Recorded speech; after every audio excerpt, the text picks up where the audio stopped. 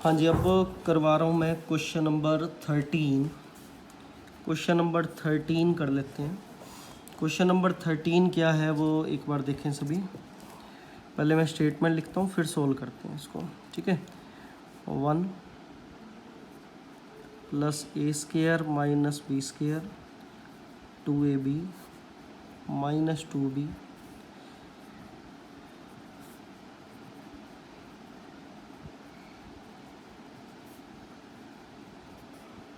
ये क्वेश्चन है।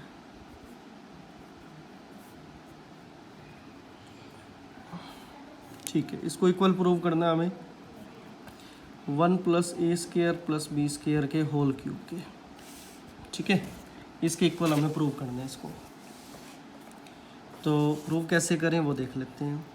अब अगर क्वेश्चन नंबर 8 के अकॉर्डिंग सोचें कि वो वैल्यू या तो एलिमेंट सिमिलर बन जाएं, सिमिलर बनने के बाद कॉमन आ जाएं, कॉमन आने के बाद कोई एक पर्टिकुलर रो या पर्टिकुलर कॉलम 1 1 1 हो जाए, वो चेक कर लेते हैं। अगर ऐसा पॉसिबल है तो कर लेंगे, अदरवाइज़ अगर कुछ और पॉसिबल है तो वो लगाएंगे, ठीक है। अगर आप कोरस्पॉन्डिंग रो के अकॉर्डिंग इसको ऐड करोगे तो वैल्यू जो बनेगी वो सेम नहीं बनेगी, चेक कर लेना आप। इसी तरीके से कोरस्पॉन्डिंग कॉलम के अकॉर्डिंग ऐड करोगे तो भी वो वैल्यू सेम नहीं बनेगी। मतलब कोई भी पर्टिकुलर रो और पर्टिकुलर कॉलम सेम नहीं बनेगा। आप ध्यान से इसको चेक करके देखना, ठीक है। तो समाधान यही बचता है कि हम क्या करें, कोई एलिमेंट अगर जीरो हो सकता है ऑपरेशन लगाने के बाद तो उसको हम जीरो बना लेते हैं, ठीक है। जितनी मैक्सिमम जीरोज़ बना सकते हैं बना लेते हैं ताकि डिटर्मिनेंट ईजिली सोल्व हो जाए, ठीक है। तो यहाँ एक पॉसिबिलिटी ये बन सकती है कि मैं इस रो की हेल्प से इस रो के अंदर इस एलिमेंट को जीरो कर सकता हूँ। कैसे कि इस एलिमेंट को जीरो कर सकता हूँ कैसे, इस रो की हेल्प से। कैसे कि अगर इसको b से मल्टीप्लाई कर दिया जाए थर्ड रो को, ठीक है, b से मल्टीप्लाई करने के बाद ऐड कर दिया जाए तो 2ab कैंसिल हो जाएगा, ठीक है। तो देखें कैसे, मैंने क्या क्या क्या बोला, पहले लेफ्ट हैंड साइड लिख लेते हैं। 1 plus A square minus B square 2ab minus 2b 2ab 1 minus A square plus B square 2a 2b minus 2a 1 minus A square minus B square, ठीक है। हाँ जी, तो क्या करें, इस पर्टिकुलर एलिमेंट को जीरो कर सकते हैं इसकी हेल्प से, लेकिन और होगा पूरी रो में चेंज। तो R1 में चेंज करेंगे हम, b से मल्टीप्लाई कर देते हैं R3 में। हमारा टारगेट है कि ये एलिमेंट जीरो हो जाए, ठीक है। इसी तरीके से एक और कर सकते हैं कि R2 के अंदर ये एलिमेंट जीरो हो सकता है अगर इसको a से मल्टीप्लाई कर दिया। पूरी रो को करना पड़ेगा।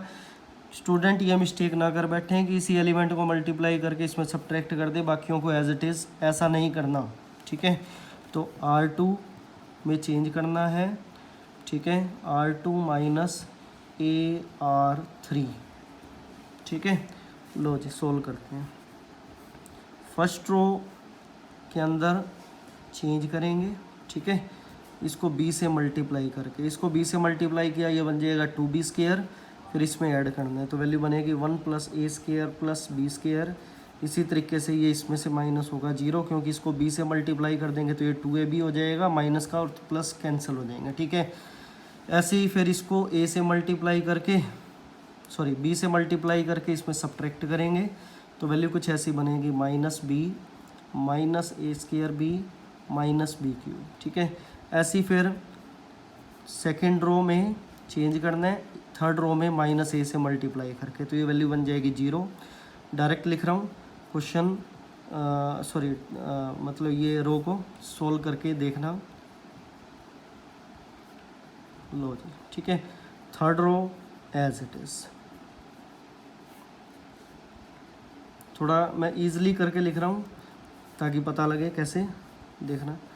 1 plus A square plus B square 0, इसको 2b ये है 0 1 plus A square plus B square minus 2a, इसमें से माइनस b कॉमन ले लेते हैं, 1 plus A square plus B square, इसमें से a कॉमन ले लेते हैं तो ये बन जाएगा 1 plus A square plus B square.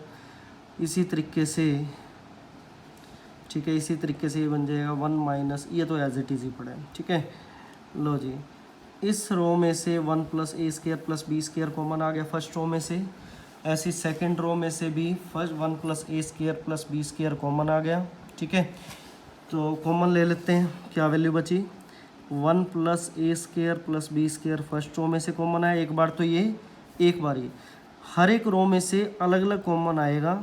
ठीक है, तो उतनी बार ही बाहर लिखा जाएगा। ठीक है, वो मैट्रिक्स में होता था कि पूरी मैट्रिक्स में से एक सिंगल एलिमेंट कॉमन आता था तो एक बार ही लिखा जाता था।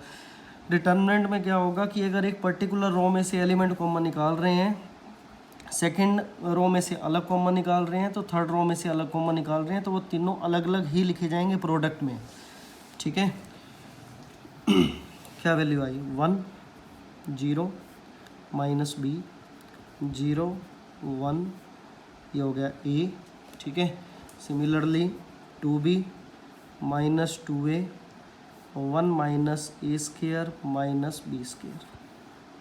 ठीक है, तो क्वेश्चन हमारा जो सोल्व हुआ, इसको बस अब डिटर्मिनेंट को सोल्व कर लेते हैं, कोई और पर्टिकुलर ऑपरेशन लगेगा नहीं, मुझे नहीं लगता। ठीक है, क्या आएगी value, 1 minus A square minus B square, फिर माइनस 2a स्केयर। ठीक है, ये 0 हो गया, माइनस b, हाँ जी, उसके बाद 0 माइनस 2b, लो जी। ठीक है, ये वैल्यू बनी। नेक्स्ट फिर वैल्यू सोल्व करें तो क्या आया, 1 plus A square plus B square, क्या वैल्यू बची, 1 minus A square minus B square plus 2 A square plus 2b square. ठीक है, तो ये रह गया क्या, ये स्केयर चल रहा था हमारे पास, 1 plus A square plus B square whole square, तो ये हो जाएगा, ये भी बन जाएगा 1 plus A square plus B square. लो जी, यही हमारा आंसर है, 1 plus A square plus B square whole cube. ठीक है, ये क्वेश्चन था 13, क्वेश्चन नंबर 13 था ये। फिर नेक्स्ट क्वेश्चन नंबर 14 की बात करते हैं। एक्सरसाइज का ये क्वेश्चन है लास्ट, उसके बाद MCQ है। ठीक है, 14th क्वेश्चन। 14th क्वेश्चन ये है,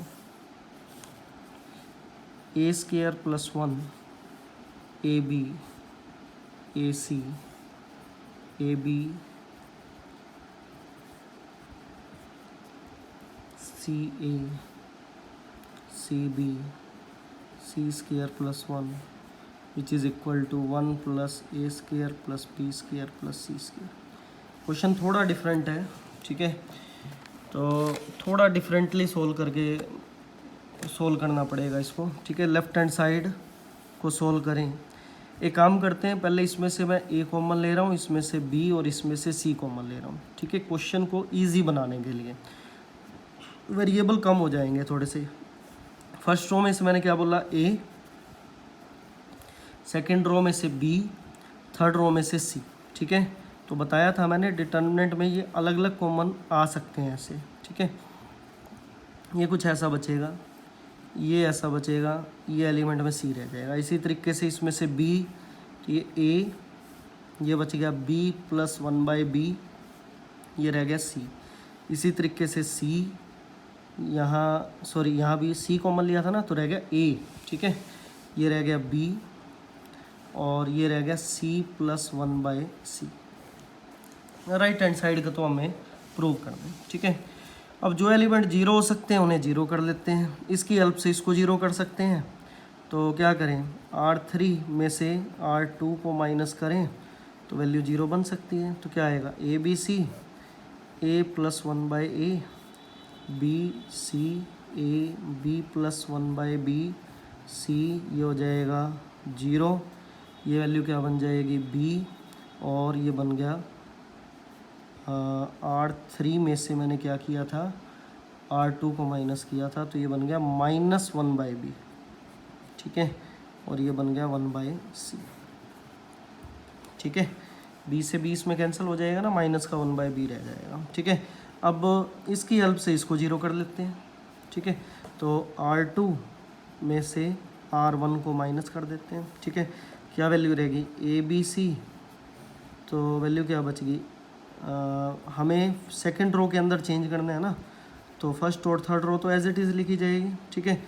फर्स्ट की हेल्प से चेंज करना है, तो ये रह गया -1/a, ये आ गया, क्या आ गया, ये b में से b कैंसिल हो गया, वैल्यू क्या रहेगी 1/b, ये हो गया 0, ये 0 एज इट इज़, -1/b, और इसी तरीके से ये क्या बचेगा 1/c, ठीक है। लो, अगर मैं इसको इसकी हेल्प से 0 करूं तो यहाँ ये ऑपरेशन भी लगेगा, फिर इसके 0 करने का क्या बेनिफिट हुआ, ये तो नॉन जीरो हो जाएगा, तो इसलिए इसको इसकी हेल्प से 0 मैं नहीं कर सकता, ठीक है, क्योंकि फिर ये 0 नहीं रहेगा, ठीक है, फिर मेरा ये ऑपरेशन वेस्ट जाएगा, ठीक है। अब बचता यही है कि इसको हम डिटर्मिनेंट को सोल्व भी कर लेते हैं, ठीक है। तो ABC इसके हल हों a + 1/a, उसके बाद क्या वैल्यू बची 1/bc -0, ठीक है, -b क्या रहेगा -1/ac -0, सोल्व करेंगे एज इट इज़, ठीक है। फिर उसके बाद c, फिर क्या रहेगा 1/ab -0, लो जी, ठीक है। सोल्व करते हैं, बस हमारा आंसर आने वाला है। ये क्या हो जाएगा a/bc + 1/abc + b/ac + c/ab, ठीक है। ABC को इससे सभी से मल्टीप्लाई कर दो अलग अलग, तो यहाँ BC से BC कैंसिल होगा, वैल्यू क्या रह जाएगी a² + 1 + b² + c², ठीक है।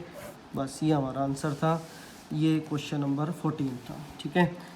तो 4.2 को कंप्लीट करें ताकि नेक्स्ट लेक्चर में 4.3 करवा सको। आगे छोटी छोटी एक्सरसाइजेज हैं, तो एक एक वीडियो के अंदर वो कंप्लीट हो जाएंगे, ठीक है। तो अगर मेरी वीडियो पसंद आए तो मेरे चैनल को लाइक करें और सब्सक्राइब करें, ठीक है। Thank you very much.